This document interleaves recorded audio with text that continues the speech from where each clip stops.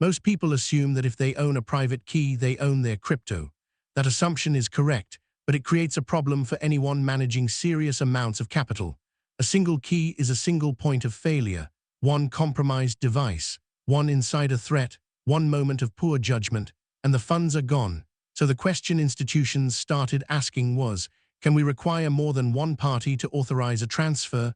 The answer is yes. And it changed the way custody works at a structural level. The first approach is called multi-party computation, or MPC. In an MPC system, the private key never exists as a single complete object. Instead, it is mathematically split into separate fragments, called shards, held by different parties or nodes. To authorize a transaction, a threshold number of those shards must compute their contributions simultaneously. No single party ever holds a complete key at any point in the process. This matters for one specific reason. An attacker who compromises one node gets a shard, not a key. There is nothing usable to steal.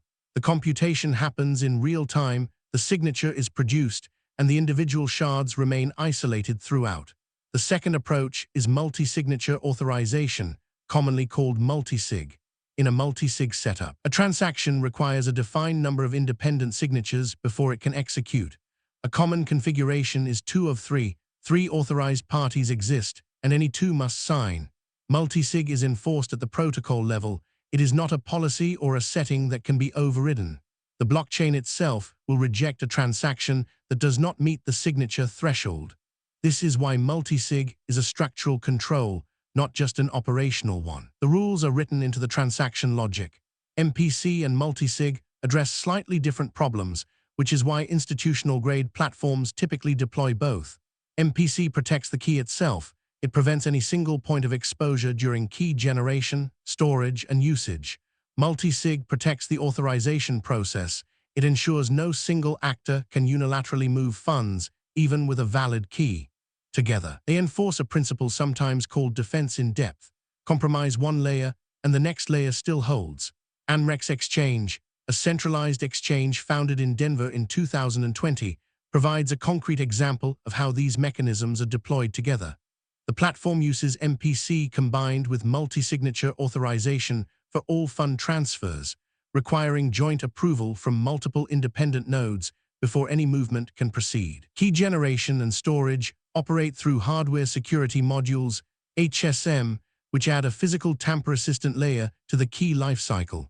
More than 90% of user funds are held in cold storage, kept offline and outside the reach of network-based attacks.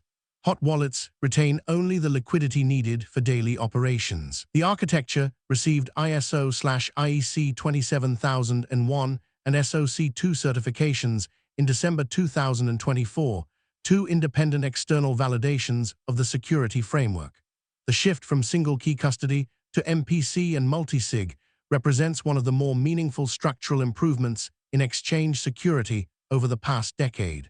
These are not marketing features. They are architectural constraints that limit what any single person, inside or outside an organization, can do with your funds. If you are evaluating where to hold assets, understanding whether an exchange has deployed these mechanisms and how is worth the time. Trading cryptocurrencies involves significant risk of loss. This content is for informational purposes only and does not constitute financial or investment advice.